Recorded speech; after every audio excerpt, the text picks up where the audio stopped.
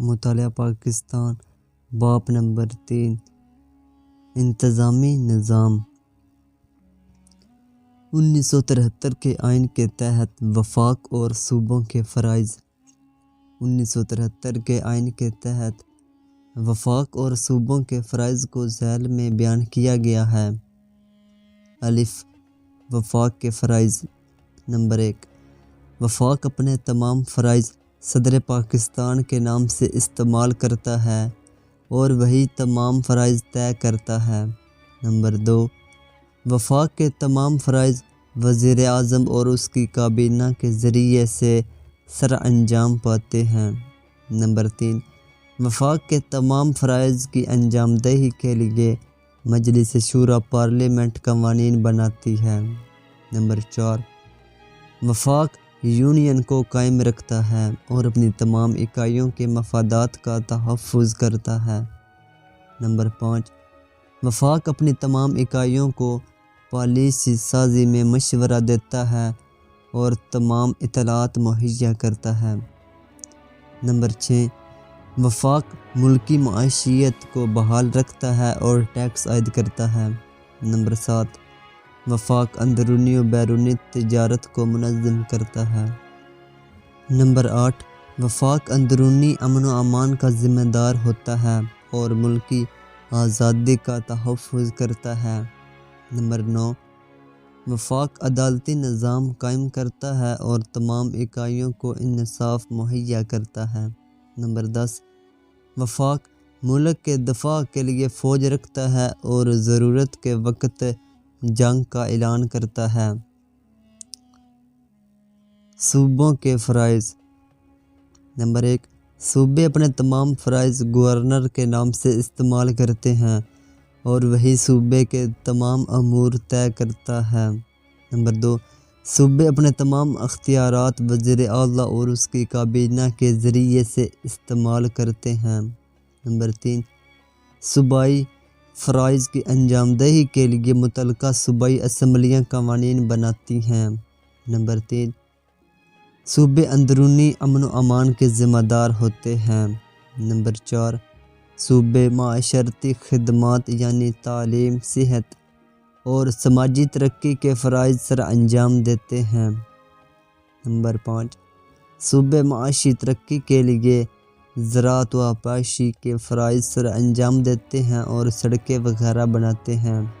Number 6 صوبے صوبائی انتظامی امور کے ذمہ دار ہوتے ہیں اور ان کو بہتر بناتے ہیں۔ نمبر 7 صوبے صوبائی خزانہ کے نظام کو چلانے کے ذمہ دار ہوتے ہیں۔ نمبر 8 صوبے مقامی حکومتیں قائم کرتے ہیں اور ان کو بحال رکھتے ہیں۔ صوبے غربت میں کمی کے بھی ذمہ دار ہوتے ہیں۔ نمبر 9 صوبے وفاق کے ساتھ تعاون کرنے کے فرائض سر انجام دیتے ہیں۔ وفاقی اور صوبائی حکومتوں کے فرائض میں فرق نمبر 1 وفاقی حکومت کا دائرہ اختیار تمام ملک پر محیط ہوتا ہے جبکہ صوبائی حکومت کا اختیار متعلقہ صوبے تک محدود ہوتا ہے۔ نمبر 2 وفاق کا سربراہ منتخب صدر ہوتا ہے جبکہ صوبے کا سربراہ گورنر ہوتا ہے جو صدر کا نامزد کردہ ہوتا ہے۔ وفاقی حکومت کے انتظامی امور وزیر اعظم اور اس کی کابینہ چلاتے ہیں جبکہ صوبوں کے انتظامی امور وزیر اعلیٰ اور اس کی کابینہ چلاتے ہیں۔ نمبر 3 وزیر اعظم کا انتخاب قومی اسمبلی کرتی ہے جبکہ وزیر اعلیٰ کا انتخاب متعلقہ صوبائی اسمبلی کرتی ہے۔ نمبر 4 وزیر اعظم قومی اسمبلی کے سامنے جواب دہ ہوتا ہے جبکہ وزیر اعلیٰ متعلقہ صوبائی اسمبلی کے سامنے جواب دہ ہوتا ہے۔ نمبر 5 وفاق میں صرف ایک وفاقی حکومت ہوتی ہے جبکہ پاکستان میں 4 صوبائی حکومتیں صوبہ پنجاب، صوبہ سندھ، صوبہ بلوچستان، صوبہ خیبر پختونخوا اور آزاد جموں کشمیر اور گلگت بلتستان کی وفاقی اکائیوں کی حکومتیں ہیں۔ نمبر 6 وزیر اعلیٰ اپنے صوبے میں وہی فرائض سر انجام دیتا ہے جو وزیر اعظم ملک میں سر انجام دیتا ہے۔ نمبر 7، وفاقی کابینہ وزیر اعظم کی نگرانی میں کام کرتی ہے اور اسی کے سامنے جواب دہ ہوتی ہے، اور صوبائی کابینہ متعلقہ وزیر اعلیٰ کی زیر نگرانی کام کرتی ہے اور اسی کے سامنے جواب دہ ہوتی ہے۔ نمبر 8، وفاقی ادارے وفاقی قوانین جو مجلس شورا بناتی ہے کے تحت چلتے ہیں، جبکہ صوبائی ادارے صوبائی و مقامی قوانین جو صوبائی اسمبلیاں بناتی ہیں کے تحت چلتے ہیں۔ آزاد جموں کشمیر اور گلگت بلتستان کا انتظامی ڈھانچہ اور فرائض۔ الف، آزاد جموں کشمیر۔ آزاد جموں کشمیر کا اپنا منتخب صدر، وزیر اعظم، قانون ساز اسمبلی اور سپریم کورٹ ہے جو ریاست کا نظام چلاتے ہیں۔ کشمیر کونسل۔ کشمیر کونسل ریاست کا سب سے اعلیٰ ادارہ ہے جس کے 14 ارکان ہوتے ہیں، جس میں 8 ارکان آزاد جموں کشمیر سے ہوتے ہیں اور 6 ارکان حکومت پاکستان کے نمائندے ہوتے ہیں۔ آزاد جموں کشمیر کے ارکان میں وہاں کے صدر، وزیر اعظم اور کشمیر قانون ساز اسمبلی کے 6 ارکان شامل ہوتے ہیں۔ اس کا چیئرمین وزیر اعظم پاکستان ہوتا ہے۔ کونسل کو آزاد جموں کشمیر کے اعلیٰ انتظامی اختیارات حاصل ہوتے ہیں۔ صدر۔ صدر آزاد جموں کشمیر کا آئینی سربراہ ہوتا ہے جس کا انتخاب کشمیر قانون ساز اسمبلی 5 سال کے لیے کرتی ہے۔ وزیر اعظم۔ وزیر اعظم ریاست کا انتظامی سربراہ ہوتا ہے۔ وزراء کی کونسل وزیر اعظم کی نگرانی میں کام کرتی ہے اور اسی کے سامنے جواب دہ ہوتی ہے۔ وزیر اعظم ریاست کے تمام انتظامی امور کا ذمہ دار ہوتا ہے اور اسمبلی کے اعتماد تک اپنا عہدہ برقرار رکھ سکتا ہے۔ قانون ساز اسمبلی۔ آزاد کشمیر قانون ساز اسمبلی ایک ایوان پر مشتمل ہے جو مظفر آباد میں واقع ہے۔ اس ایوان کے 53 ارکان ہیں جس میں 45 ارکان براہ راست آزاد کشمیر کے عوام کی رائے دہی سے منتخب کیے جاتے ہیں، جبکہ ایک نشست علماء، ایک ٹیکنوکریٹ، ایک بیرون ملک مقیم کشمیری اور 5 خواتین کے لیے مخصوص نشستیں ہیں۔ اسمبلی اپنے ارکان میں سے وزیر اعظم، اسپیکر اور ڈپٹی اسپیکر کا انتخاب کرتی ہے۔ اسمبلی 3 قسم کے فرائض سر انجام دیتی ہے: قانون سازی، پالیسی بنانا اور بجٹ پاس کرنا۔ اسمبلی 5 سال کے لیے براہ راست منتخب ہوتی ہے۔ عدلیہ۔ نمبر 1، آزاد جموں کشمیر کی اپنی سپریم کورٹ ہوتی ہے جس میں چیف جسٹس اور 3 جج ہوتے ہیں جو تمام اپیلوں کا فیصلہ کرتی ہے۔ نمبر 2، آزاد جموں کشمیر کی ایک ہائی کورٹ ہے جس کے 3 سرکٹ بینچ ہیں جو کوٹلی، میر پور اور راولا کورٹ میں کام کرتے ہیں۔ ہائی کورٹ ماتحت عدلیہ کے فیصلوں کے خلاف اپیلوں کی سماعت کرتی ہے۔ گلگت بلتستان۔ پاکستان پیپلز پارٹی نے 2009 میں شمالی علاقہ جات کو گلگت بلتستان کا نام دے کر محدود خود مختاری دی۔ قانون ساز اسمبلی قائم کر کے اس کے الیکشن کروائے اور گلگت بلتستان کونسل قائم کی گئی۔ اس کا ڈھانچہ مندرجہ ذیل ہے: گلگت بلتستان کونسل۔ کونسل کے ارکان کی کل تعداد 12 ہے جس میں 6 ارکان وزیر اعظم پاکستان نامزد کرتا ہے اور 6 ارکان کا انتخاب گلگت بلتستان کی قانون ساز اسمبلی کرتی ہے۔ یہ ایک انتظامی ادارہ ہے۔ گلگت بلتستان کونسل کا چیئرمین وزیر اعظم پاکستان ہوتا ہے۔ گورنر۔ گورنر صوبے کا آئینی سربراہ ہوتا ہے۔ جس کا تقرر حکومت پاکستان کرتی ہے اور حکومت ہی کس وابدید پر اپنا عہدہ قائم رکھ سکتا ہے۔ وزیر اعلیٰ انتظامیہ کا سربراہ ہوتا ہے جس کا انتخاب گلگت بلتستان کی قانون ساز اسمبلی کثرت رائے سے کرتی ہے۔ وہ اسمبلی میں قائد ایوان اور اپنی کابینہ کا سربراہ ہوتا ہے۔ قانون ساز اسمبلی گلگت بلتستان کی قانون ساز اسمبلی ایک ایوان پر مشتمل ہے اور اس کے 33 ارکان ہیں، جن میں 24 براہ راست منتخب کردہ، 6 خواتین اور 3 ٹیکنوکریٹ ہوتے ہیں۔ قانون ساز اسمبلی اپنے ارکان میں سے وزیر اعلیٰ، اسپیکر اور ڈپٹی اسپیکر کا انتخاب کرتی ہے اور ریاست سے متعلق ہر قسم کی قانون سازی کرتی ہے۔ عدلیہ گلگت بلتستان کی عدلیہ چیف کورٹ اور سپریم ایپلٹ کورٹ پر مشتمل ہے۔ چیف کورٹ کو 2009 کے صدارتی حکم کے تحت اختیارات دیے گئے۔ اس کو چیف کورٹ آف اپیل بھی کہتے ہیں۔ یہ تمام ریجن کی اپیلوں پر سماعت کرتی ہے۔ اس کا درجہ ہائی کورٹ کے برابر ہے۔ اس کے فیصلوں کے خلاف اپیل سپریم ایپلٹ کورٹ میں کی جاتی ہے۔ سپریم ایپلٹ کورٹ ایک چیف جج اور 2 ججوں پر مشتمل ہے، جن کا تقرر روز وزیر اعظم پاکستان 3 سال کے لیے کرتا ہے۔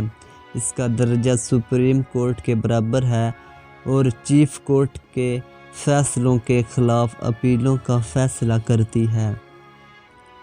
وفاقی اور صوبائی حکومتوں کے تعلقات کی نوعیت۔ پاکستان ایک وفاقی پارلیمانی جمہوریہ ہے جس میں وفاقی اور صوبائی حکومتیں ہوتی ہیں۔ 1973 آئین کے آرٹیکل 141 تا 159 وفاقی اور صوبائی حکومتوں کے تعلقات کی نوعیت کو واضح کرتا ہے۔ نمبر 1، مشترکہ مفادات کی کونسل۔ مشترکہ مفادات کی کونسل وزیر اعظم، تمام وزرائے اعلیٰ اور 3 وفاقی وزراء جن کو وفاقی حکومت نامزد کرے پر مشتمل ہوتی ہے، جو وفاقی اور صوبائی حکومتوں کے درمیان جھگڑوں کو نمٹاتی ہے اور وسائل کو تقسیم کرتی ہے۔ NFC ایوارڈ کا اجرا کرتی ہے۔ اگر کسی صوبائی حکومت کو کونسل کے فیصلوں پر اعتراض ہو تو پارلیمنٹ کے مشترکہ اجلاس میں بھیج سکتی ہے۔ اگر پانی کی تقسیم پر جھگڑا ہو تو کیس مشترکہ مفادات کی کونسل کے پاس حل کے لیے بھیجا جاتا ہے۔ اگر پھر بھی مسئلہ حل نہ ہو سکے تو صدر کو کمیشن بنانے کا اختیار ہوتا ہے جو اس مسئلے کو حل کرتا ہے۔ Number 2، national economic council. صدر پاکستان کو نیشنل اکنامک کونسل بنانے کا اختیار ہوتا ہے۔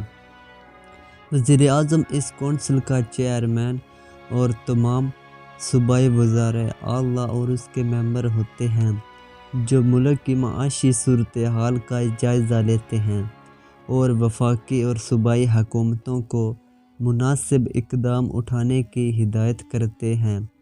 یہ معاشی، معاشرتی اور تجارتی پالیسیاں مرتب کرتے ہیں۔ نمبر 3، قومی سلامتی کونسل۔ قومی سلامتی کونسل کی صدارت وزیر اعظم کرتا ہے، جو تمام ملک بشمول صوبوں کی سلامتی کے معاملات دیکھتی ہے اور ملکی سلامتی کی پالیسیاں مرتب کرتی ہے، جس پر عمل درآمد کرنا وفاقی اور صوبائی حکومتوں پر لازم ہوتا ہے۔ وفاق اور صوبوں میں دیگر تعلقات۔ آئین کے آرٹیکل 147 کے مطابق کوئی صوبائی حکومت اپنا اختیار وفاقی حکومت یا وفاقی ادارہ کو سونپ سکتی ہے۔ وفاقی حکومت یا وفاقی ادارہ وہ اختیار استعمال کر سکتا ہے بشرطیکہ کہ 6 دن کے اندر متعلقہ صوبائی اسمبلی اس کی توثیق کرے۔ اسی طرح وفاقی حکومت بھی اپنا اختیار صوبائی حکومتوں کو سونپ سکتی ہے، بشرطیکہ کہ صوبائی حکومت اس کی منظوری دے۔ آئین کے آرٹیکل 148 کے مطابق صوبوں کے انتظامی اختیارات وفاقی حکومت استعمال کر سکتی ہے، بشرطیکہ کہ صوبائی حکومتوں کے مفاد کے خلاف نہ ہوں۔ آئین کے آرٹیکل 149 کے مطابق صوبائی حکومتیں انتظامی اختیارات استعمال کر سکتی ہیں، بشرطیکہ کہ وفاقی حکومت کے انتظامی اختیارات سے ٹکراؤ نہ ہو۔ آئین کے آرٹیکل 151 کے مطابق پورے پاکستان میں تجارتی سرگرمیاں آزادانہ طور پر سر انجام پا سکتی ہیں۔ ان میں صوبائی حکومتیں کوئی رخنہ نہیں ڈال سکتی۔ مجلس شورا پارلیمنٹ آزاد تجارتی پالیسی مرتب کر سکتی ہے اور ٹیکس لاگو کر سکتی ہے، جو کہ تمام صوبوں میں یکساں لاگو ہوتے ہیں۔ آئین کے آرٹیکل 152 کے مطابق وفاقی حکومت تمام صوبوں میں قومی منصوبوں کے لیے زمین حاصل کر سکتی ہے، جس میں صوبائی حکومتیں مداخلت نہیں کر سکتی۔ آئین کے آرٹیکل 159 کے مطابق وفاقی حکومت صوبائی حکومتوں کو ریڈیو اور ٹی وی کے چینل لگانے سے انکار نہیں کر سکتی، مگر ایسی صورت میں حکومت اپنی شرائط عائد کر سکتی ہے۔ وفاق اور صوبوں کے باہمی تعلقات۔ وفاق مجلس شورا پارلیمنٹ کے ذریعے سے قانون سازی کرتا ہے، جبکہ صوبے متعلقہ صوبائی اسمبلیوں کے ذریعے سے قانون سازی کرتے ہیں۔ 1973 کے آئین کے تحت قانون سازی کے لیے وفاقی اور صوبائی فہرستیں بنی ہوئی ہیں۔ 18ویں ترمیم کے بعد مشترکہ امور کی فہرست کو ختم کر کے اس کے تمام امور صوبوں کے حوالے کر دیے گئے۔ مجلس شورا وفاقی فہرست میں سے قانون سازی کر سکتی ہے، جبکہ صوبائی اسمبلیاں صوبائی فہرست میں سے قانون سازی کر سکتی ہیں۔ مجلس شورا کو وفاقی فہرست میں شامل کسی امر کے بارے میں بلا شرکت غیر قوانین بنانے کا اختیار ہوگا، اور صوبائی اسمبلیوں کو ان تمام امور میں قانون بنانے کا اختیار ہوگا جن کا ذکر وفاقی فہرست میں نہ کیا گیا ہو۔ مجلس شورا کے پاس ایسے تمام معاملات میں قانون بنانے کا اختیار ہوگا جن کا تعلق وفاق کے ایسے علاقوں سے ہو جو کسی صوبے میں شامل نہ ہوں۔ اگر ایک یا زیادہ صوبائی اسمبلیاں اس مضمون کی قرارداد منظور کریں کہ مجلس شورا کسی ایسے معاملے کو جو آئین کی جدول چہارم میں دی گئی وفاقی فہرست میں درج نہ ہوں، قانون کے ذریعے منظمت کرے، تو مجلس شورا کے لیے جائز ہوگا کہ وہ مذکورہ معاملے کو حل کرنے کے لیے ایک ایکٹ منظور کرے۔ لیکن اسی طرح منظور کردہ کسی ایکٹ میں ایسے منصوبے کی بابت جس پر وہ اطلاق پذیر ہو تو مذکورہ اسمبلی ایکٹ کے ذریعے سے ترمیم یا تنسیخ کر سکتی ہے۔ ہر صوبہ انتظامی اختیارات اس طرح استعمال کرے گا جس سے وفاقی قوانین کی تعمیل کی ضمانت ملے جو اس صوبے میں اطلاق پذیر ہوں۔ وفاق کسی صوبے میں انتظامی اختیارات استعمال کرتے وقت صوبے کے مفادات کا لحاظ رکھے گا، نیز وفاق ہر صوبے میں مرکزی افسر شاہی کو متعین کرتا ہے تاکہ وفاق کے مفادات کا تحفظ کیا جا سکے۔ وفاق مجلس شورا کے قوانین کے ذریعے سے ایک صوبے سے کسی دوسرے صوبے میں یا پاکستان کے کسی حصے میں تجارت، بیوپار یا رابطے کی آزادی پر ایسی پابندیاں عائد کر سکے گا جو مفاد عامہ کے لیے ضروری ہوں۔ وفاق کوئی ایسا قانون بنا سکے گا یا کوئی ایسی انتظامی کارروائی کر سکے گا جس سے صوبے میں کسی نوع یا کسی قسم کی اشیاء کے داخلے یا اس صوبے سے برآمدگی پر پابندی عائد کی گئی ہو۔ وفاق کی رضامندی سے کوئی صوبہ اپنی اسمبلی سے کوئی ایسا ایکٹ جو صحت عامہ، امن و امان، اخلاق عامہ، جانوروں یا پودوں کو بیماری سے محفوظ رکھنے یا اس منصوبے میں کسی ضروری شے کی قلت کو روکنے یا کم کرنے کی غرض سے ہو، منظور کروا سکتا ہے۔ صوبائی و مقامی حکومتوں کے باہمی تعلقات 1973 کے آئین کی شکل 140A کے تحت پاکستان میں مقامی حکومتوں کو تحفظ دیا گیا ہے۔ اس شق کے مطابق ہر صوبائی حکومت کے لیے لازم ہے کہ وہ مقامی حکومتیں قائم کرے اور ان میں سیاسی، انتظامی اور معاشی اختیارات و ذمہ داریاں تقسیم کرے۔ اگست 2001 میں صدارتی حکم کے تحت مقامی حکومتیں قائم کی گئیں اور سیاسی، انتظامی و معاشی اختیارات مقامی حکومتوں کو منتقل کیے گئے تاکہ عام شہری کو ضروری خدمات کے ضمن میں بااختیار بنایا جائے۔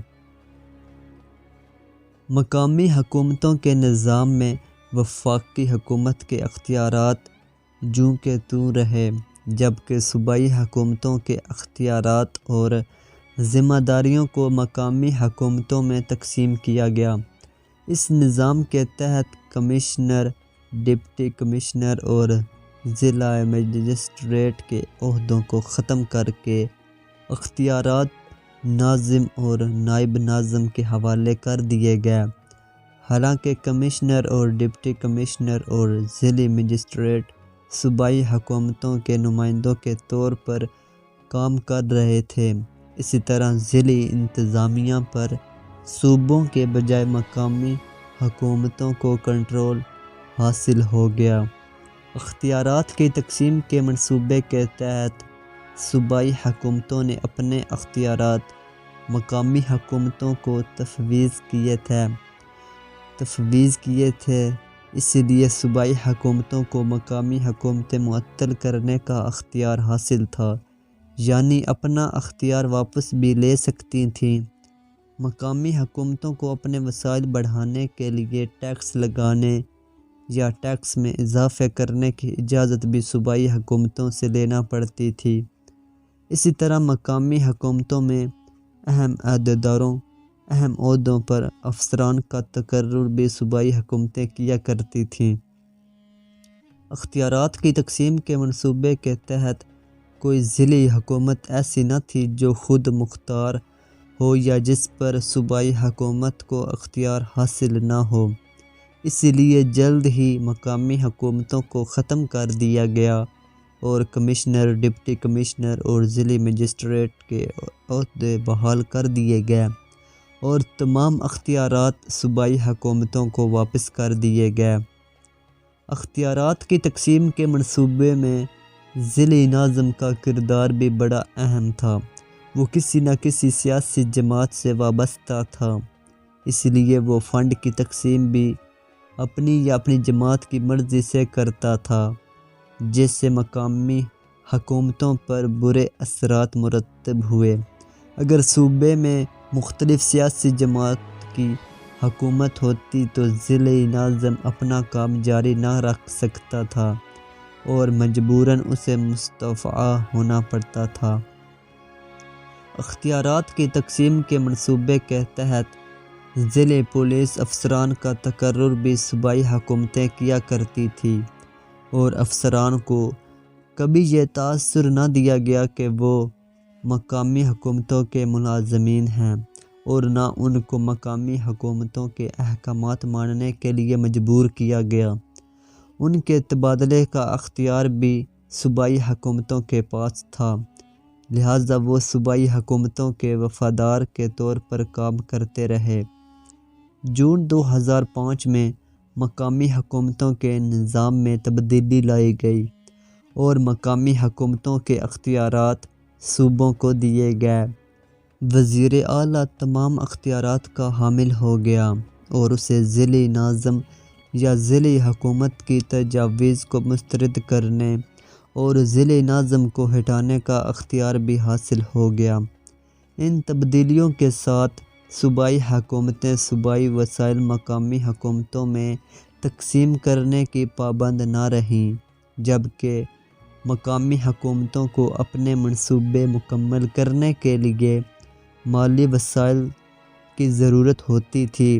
وسائل نہ ہونے کی وجہ سے مقامی حکومتوں کے منصوبے دھرے کے دھرے رہ جاتے تھے۔ اختیارات کی تقسیم کے منصوبے کے تحت بہت سے محکمے ضلعی حکومتوں کے حوالے نہیں کیے گئے، مثلاً پولیس کا محکمہ اور زراعت کا محکمہ، جس سے مقامی و صوبائی حکومتوں کے درمیان اختیارات کی تقسیم کے منصوبے کے تحت بہت سے محکمے ضلعی حکومتوں کے حوالے نہیں کیے گئے، مثلاً پولیس کا محکمہ اور زراعت کا محکمہ، جس سے مقامی و صوبائی حکومتوں کے درمیان اختیارات کی کھینچا تانی شروع ہو گئی اور ان کے باہمی تعلقات خراب ہو گئے۔ دراصل دونوں حکومتیں مل کر کوئی کام کرنے کے لیے تیار نہ تھیں۔ مقامی حکومتوں کے مختلف درجات کا ڈھانچہ 1973 کے آئین کے آرٹیکل 140A کے تحت صوبائی حکومتوں پر لازم قرار پایا کہ وہ مقامی حکومتیں قائم کریں اور ان کو مالیاتی اور انتظامی اختیارات دیں۔ 2013 میں تمام صوبوں نے مقامی حکومتوں کے قیام کے لیے ایکٹ پاس کیے، جن کے مطابق دیہی علاقوں میں 2 درجاتی نظام جبکہ خیبر پختونخوا میں 3 درجاتی نظام قائم کیا گیا، جس میں ضلعی اور تحصیل یونین کونسل کی حکومتیں شامل ہیں، جبکہ شہری علاقے میں 3 درجاتی نظام بنایا گیا، جس میں میٹروپولیٹن کارپوریشن، میونسپل کارپوریشن اور میونسپل کمیٹیاں شامل ہیں۔ تفصیل حسب ذیل ہے۔ دیہی علاقے: نمبر 1، یونین کونسل۔ یہ چیئرمین یا چیئر پرسن، وائس چیئرمین اور 6 جنرل کونسلز پر مشتمل ہوتی ہے، جن کا انتخاب عوام براہ راست پنجاب، سندھ اور بلوچستان میں 4 سال کے لیے جبکہ خیبر پختونخوا میں 3 سال کے لیے کرتی ہے۔ ان کے علاوہ خواتین اور ایک نوجوان کسان اور غیر مسلم ہوتے ہیں۔ چیئرمین یا چیئر پرسن کونسل کا سربراہ ہوتا ہے اور اس کی غیر حاضری میں وائس چیئرمین یا چیئر پرسن وظائف سر انجام دیتا ہے۔ نمبر 2، تحصیل کونسل یا ضلعی کونسل۔ ضلع یا تحصیل کی تمام یونین کونسل یا ولیج نیبر ہیڈ کونسل کے براہ راست منتخب کردہ چیئرمین بلحاظ عہدے ضلع کونسل کے ممبر ہوتے ہیں۔ ان کے علاوہ کم از کم 15 خواتین، 3 کسان، 5 غیر مسلم اور 1 نوجوان اور ٹیکنوکریٹ شامل ہیں۔ صوبہ خیبر پختونخوا میں ضلع کونسل کی جگہ تحصیل کونسل کو اپنایا گیا ہے، جن کے ارکان اور چیئرمین کا انتخاب براہ راست ہوتا ہے۔ ضلع کونسل کے ارکان چیئرمین اور وائس چیئرمین کا انتخاب کرتے ہیں۔ ضلع کونسل کی ایک کابینہ ہوتی ہے، جس کا سربراہ چیئرمین ہوتا ہے اور اس کے ارکان میں تعلیم، صحت، انتظامیہ کے ماہر اور ایک مذہبی عالم اسکالر شامل ہوتے ہیں۔ چیف آفیسر: چیف آفیسر ضلع کونسل کے سیکریٹری کے طور پر کام کرتا ہے۔ یہ سینئر سرکاری ملازم ہوتا ہے، ضلع کے تمام محکموں کی نگرانی کرتا ہے اور ضلع کے تمام ترقیاتی منصوبوں کی نگرانی بھی اسی کے ذمہ ہے۔ شہری علاقے۔ نمبر 1، میونسپل یا ٹاؤن کمیٹی۔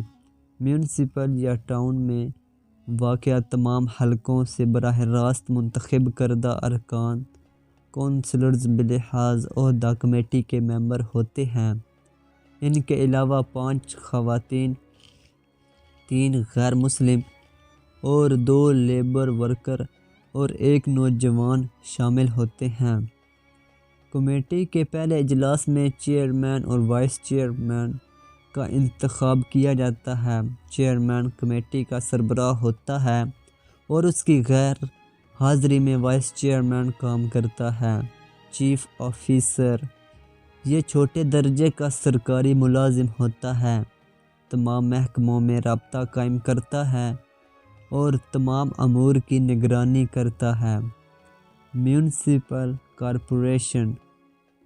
میونسپل کارپوریشن میں واقع تمام میونسپل یا ٹاؤن کے براہ راست منتخب کردہ چیئرمین بلحاظ عہدہ کارپوریشن کے ممبر ہوتے ہیں۔ ان کے علاوہ 5 خواتین، 5 غیر مسلم، 2 ورکرز، 2 ٹیکنوکریٹ اور 1 نوجوان ممبر شامل ہوتے ہیں۔ کارپوریشن اپنے پہلے اجلاس میں میئر اور ڈپٹی میئر کا انتخاب کرتی ہے۔ میئر کی غیر حاضری میں ڈپٹی میئر کام کرتا ہے۔ Chief officer. چیف آفیسر درمیانے درجے کا سرکاری ملازم ہوتا ہے جو تمام محکموں میں رابطہ رکھتا ہے اور ترقیاتی منصوبوں کی نگرانی بھی کرتا ہے۔ Metropolitan corporation. میٹروپولیٹن کارپوریشن میں واقع تمام ٹاؤن کمیٹیوں کے براہ راست منتخب کردہ چیئرمین بلحاظ عہدے کارپوریشن کے ممبر ہوتے ہیں۔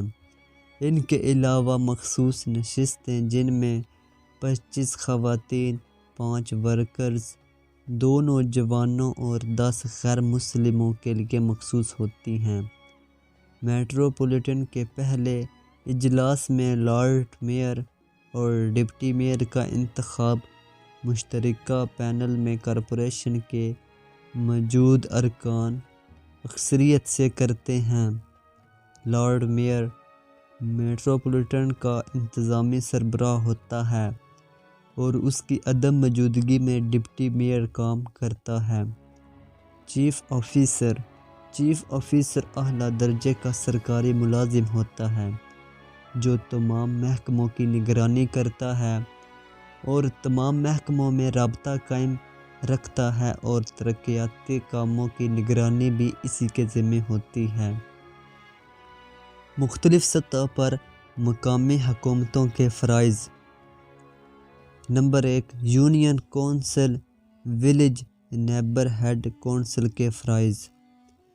نمبر 1، کونسل کا بجٹ منظور کرنا اور ٹیکس یا فیس کی منظوری دینا۔ نمبر 2، پنچایت کے ممبر مقرر کرنا اور ان کی کارکردگی کی نگرانی کرنا۔ نمبر 3، عوامی راستے، گلیاں، قبرستان، باغ اور کھیلوں کے میدان کو بحال کرنا۔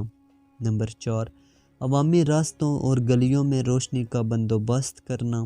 نمبر 5، پینے کے پانی کے لیے کنویں، ٹیوب ویل اور پانی کے ٹینک وغیرہ قائم کرنا اور ان کو بحال رکھنا۔ نمبر 6، مویشیوں کے لیے چراگاہوں اور پینے کے پانی کا بندوبست کرنا۔ نمبر 7، متعلقہ علاقے کے رہائشیوں کی صحت اور ان کے تحفظ کا بندوبست کرنا۔ نمبر 8، ضلع کونسل کی منظوری سے صنعت، زراعت اور تجارتی مارکیٹوں کا بندوبست کرنا۔ نمبر 9، یونین یا ولیج کونسل کے قوانین اور بائی لاز کو لاگو کرنا۔ نمبر 2، ضلع یا تحصیل کونسل کے فرائض۔ نمبر 1، بائی لاز اور ٹیکسوں کی منظوری دینا اور سالانہ بجٹ منظور کرانا اور لاگو کرنا۔ نمبر 2، شہریوں میں فلاحی کاموں اور معاشرتی اصلاح کا جذبہ پیدا کرنا۔ نمبر 3، ضلع یا تحصیل کے افسران کی کارکردگی کا جائزہ لینا۔ نمبر 4، عوامی سڑکوں اور راستوں سے تجاوزات ہٹانا اور روشنی کا بندوبست کرنا۔ نمبر 5، مویشی منڈیاں اور عوامی میلے منعقد کرنا اور کھیلوں کا بندوبست کرنا۔ نمبر 6، طوفان، سیلاب اور زلزلہ اور دیگر قدرتی آفات کی صورت میں لوگوں کی مدد کرنا۔ نمبر 7، یتیموں، بیواؤں، نادار اور معذور لوگوں کی مدد کرنا۔ نمبر 8، دیہی علاقوں میں پینے کے پانی اور کھیتوں میں پانی مہیا کرنے کے لیے یونین کونسل کی مدد کرنا۔ نمبر 9، پلوں اور دیگر عوامی عمارتوں کی تعمیر کرنا۔ نمبر 10، صنعت، زراعت اور تجارتی مارکیٹوں کے لیے زمین مہیا کرنا۔ نمبر 11، ضلع کی ترقی کے لیے دیگر سرگرمیاں انجام دینا۔ مختلف سطح پر مقامی حکومتوں کے فرائض۔ نمبر 1، union council village neighbourhood council کے فرائض۔ نمبر 1، کونسل کا بجٹ منظور کرنا اور ٹیکس یا فیس کی منظوری دینا۔ نمبر 2، پنچایت کے ممبر مقرر کرنا اور ان کی کارکردگی کی نگرانی کرنا۔ نمبر 3، عوامی راستے، گلیاں، قبرستان، باغ اور کھیلوں کے میدان کو بحال کرنا۔ نمبر 4، عوامی راستوں اور گلیوں میں روشنی کا بندوبست کرنا۔ نمبر 5، پینے کے پانی کے لیے کنویں، ٹیوب ویل اور پانی کے ٹینک وغیرہ قائم کرنا اور ان کو بحال رکھنا۔ نمبر 6، مویشیوں کے لیے چراگاہوں اور پینے کے پانی کا بندوبست کرنا۔ نمبر 7، متعلقہ علاقے کے رہائشیوں کی صحت اور ان کے تحفظ کا بندوبست کرنا۔ نمبر 8، ضلع کونسل کی منظوری سے صنعت، زراعت اور تجارتی مارکیٹوں کا بندوبست کرنا۔ نمبر 9، یونین یا ولیج کونسل کے قوانین اور بائی لاز کو لاگو کرنا۔ نمبر 2، ضلع یا تحصیل کونسل کے فرائض۔ نمبر 1، بائی لاز اور ٹیکسوں کی منظوری دینا اور سالانہ بجٹ منظور کرنا اور لاگو کرنا۔ نمبر 2، شہریوں میں فلاحی کاموں اور معاشرتی اصلاح کا جذبہ پیدا کرنا۔ نمبر 3، ضلع یا تحصیل کے افسران کی کارکردگی کا جائزہ لینا۔ نمبر 4، عوامی سڑکوں اور راستوں سے تجاوزات ہٹانا اور روشنی کا بندوبست کرنا۔ نمبر 5، مویشی منڈیاں اور عوامی میلے منعقد کرنا اور کھیلوں کا بندوبست کرنا۔ نمبر 6، طوفان، سیلاب، زلزلہ اور دیگر قدرتی آفات کی صورت میں لوگوں کی مدد کرنا۔ نمبر 7، یتیموں، بیواؤں، نادار اور معذور لوگوں کی مدد کرنا۔ نمبر 8، دیہی علاقوں میں پینے کے لیے پانی اور کھیتوں میں پانی مہیا کرنے کے لیے یونین کونسلوں کی مدد کرنا۔ نمبر 9، پلوں اور دیگر عوامی عمارتوں کی تعمیر کرنا۔ نمبر 10، صنعت، زراعت اور تجارتی مارکیٹوں کے لیے زمین مہیا کرنا۔ نمبر 10، صنعت، زراعت اور تجارتی مارکیٹوں کے لیے زمین مہیا کرنا۔ نمبر 11، ضلع کی ترقی کے لیے دیگر سرگرمیاں انجام دینا۔ نمبر 3، میونسپل یا ٹاؤن کمیٹی کے فرائض۔ نمبر 1، ترقیاتی منصوبے بنانا، ان کی منظوری دینا اور ان کے لیے مالیات کا بندوبست کرنا۔ نمبر 2، مقامی زمینوں کی تقسیم اور ان کے استعمال کا بندوبست کرنا۔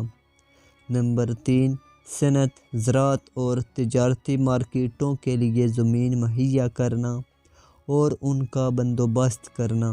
نمبر 4، پارک بنانا، کھیلوں کے لیے میدان اور قبرستانوں کے لیے جگہ مخصوص کرنا۔ نمبر 5، سڑکوں اور گلیوں کا بندوبست کرنا اور ان کو بحال رکھنا۔ نمبر 6، پینے کے پانی کا بندوبست کرنا اور گندے پانی کے نکاس کا انتظام کرنا۔ نمبر 7، ٹیکس اور فیسوں کی منظوری دینا اور ان کو وصول کرنا۔ نمبر 8، مویشی منڈیاں قائم کرنا اور مویشی میلے منعقد کرنا۔ نمبر 9، کھیلوں کے میدان کا بندوبست کرنا اور ثقافتی میلے منعقد کرنا۔ نمبر 10، میونسپل قوانین کی خلاف ورزی کرنے والوں کو سزا دینا۔ نمبر 11، میونسپل کمیٹی کے لیے قوانین اور بائی لاز بنانا اور ان کو لاگو کرنا۔ میٹروپولیٹن میونسپل کارپوریشن کے فرائض۔ نمبر 1، زمین کے منصوبے، ماحولیات کے منصوبے اور شہری منصوبوں کی منظوری دینا۔ نمبر 2، قوانین اور بائی لاز کی منظوری دینا اور ان کو لاگو کرنا۔ نمبر 3، رہائش کالونیاں اور مارکیٹیں، سڑکیں اور عوامی مفادات کے منصوبے بنانا اور لاگو کرنا۔ نمبر 4، عوامی ٹریفک کے نظام کو درست کرنا، پل، فلائی اوور، انڈر پاس بنانا اور بحال رکھنا، علاقے کو خوبصورت بنانا اور بحال رکھنا۔ نمبر 5، پینے کے پانی کے ذخائر بنانا اور بحال رکھنا، گندے پانی کے اخراج کا بندوبست کرنا۔ نمبر 6، صنعت، زراعت اور مارکیٹوں کے لیے جگہ مہیا کرنا، پارک بنانا اور انہیں بحال رکھنا اور ٹرانسپورٹ کا بندوبست کرنا۔ نمبر 7، میونسپل قوانین اور بائی لاز بنانا اور لاگو کرنا۔ نمبر 8، شہری علاقوں میں سڑکوں اور راستوں سے تجاوزات ہٹانا اور ماحولیات کو بحال رکھنا۔ نمبر 9، لائبریریاں، عجائب گھر اور مصوری کے مراکز قائم کرنا اور بحال رکھنا۔ نمبر 10، بجٹ بنانا اور منظور کرنا اور منصوبے بنانا اور ان کے لیے رقوم فراہم کرنا، ٹیکسوں اور فیسوں کی منظوری دینا اور وصول کرنا۔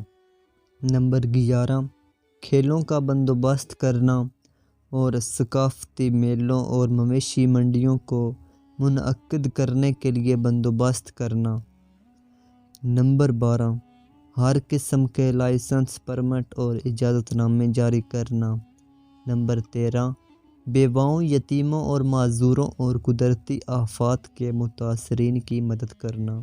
نمبر 14، میونسپل قوانین کی خلاف ورزی کرنے والوں کو سزا دینا۔